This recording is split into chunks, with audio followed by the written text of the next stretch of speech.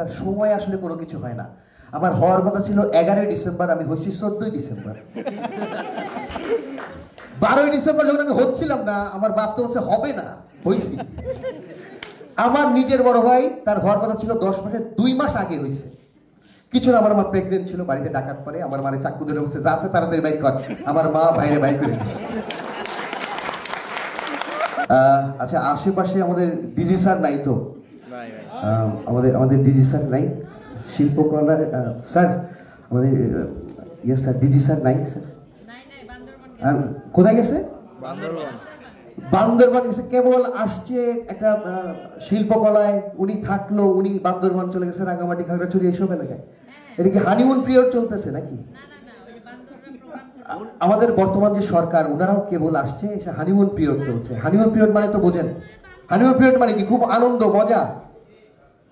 হানিমুনের সময় পিরিয়ড হলে যা হয়, শুধু ঘুরে বেড়ানো চলছে, কাজের কাজ কিছু নাই। স্যার সময়ের ব্যাপারে এত পাংচুয়াল। বাচ্চু স্যার আমার স্যার, তার স্যার আমাদের ডিজি স্যার। আমি যখন আসলাম শিল্পকলা, ওনার সাথে আমার মিটিং 10 মিনিট দেরি হয়েছে। ডিজি স্যার বলছে না, হবে না, হবে না বাচ্চু, হবে না। স্যার সময় আসলে কোনো কিছু হয় না। আমার হওয়ার কথা ছিল 11ই ডিসেম্বর, আমি হয়েছি 14ই ডিসেম্বর। 12ই ডিসেম্বর যখন আমি হচ্ছিলাম না, আমার বাপ তো বলছে হবে না, হয়েছি। আমার নিজের বড় ভাই, তার হওয়ার কথা ছিল 10 মাসের 2 মাস আগে হয়েছে। কিছু না, আমার মা প্রেগনেন্ট ছিল, বাড়িতে ডাকাত পরে আমার মানে চাকু ধরে বসে, যা আছে তাড়াতাড়ি বাইক কর। আমার মা বাইরে বাইক করে দিচ্ছে।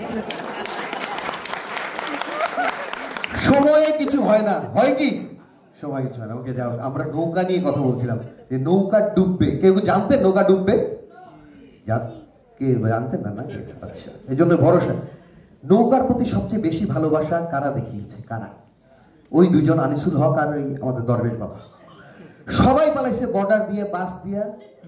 যার নৌকায় ভরসার কথা, সে বানাইছে হেলিকপ্টার দিয়ে। 2টা হেলিকপ্টার বিখ্যাত, এক বরিশালের যেটা উড়ে নাই, আর ঢাকার যেটা উড়ে চলে গেছে। ওই 2টা উঠছে নৌকায়। আমরা সারা জীবন শুনছি মানুষ ছদ্মবেশ নেয় কিভাবে, দাড়ি টাড়ি লাগায়। ওইটা দাড়ি কাটছে, লুঙ্গি পরছে, আবার 2জনই লুঙ্গি পরছে। কেন লুঙ্গি পরছে? মানে বিয়ের আগে যেমন পায়জামা প্যান্ট পরেন, বিয়ের পর সবাই লুঙ্গি পরে কেন? কমফোর্ট, তুইলাও খুইলাও। ওই 2টার এতবার বাথরুমে যাওয়া আসা লাগছে, লুঙ্গি পরছে।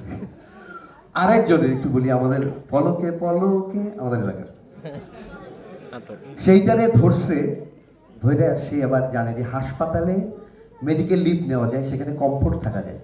সে বলছে আমার কয়েকদিন ধরে বাথরুম হচ্ছে না, আমার মেডিকেলে ভালো বেড দরকার।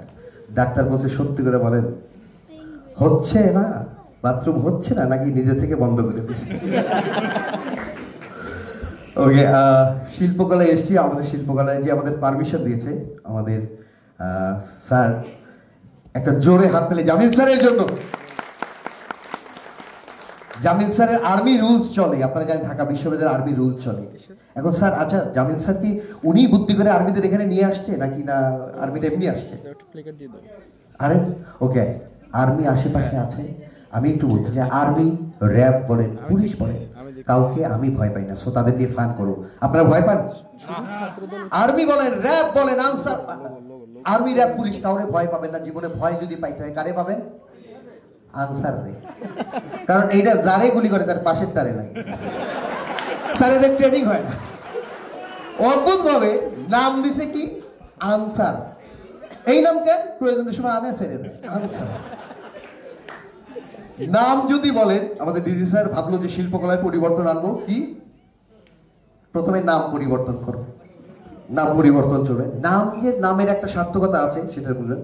ওইটার নাম ছিল কি? চুপ্পু। আমি বললাম দেশের সবচেয়ে খাতা কলমে সবচেয়ে বড় ক্ষমতার অধিকারীকে, প্রেসিডেন্ট, তার নাম চুপ্পু। হাই রে, সে তো অনেক কথা বলবে।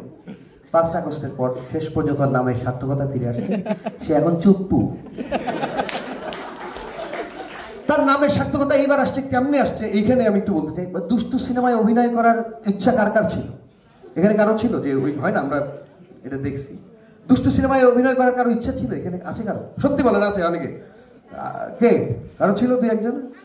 না, 2-1 জনের ছিল না, সত্যি না যে ছিল তুমি একটু এদিকে আগায়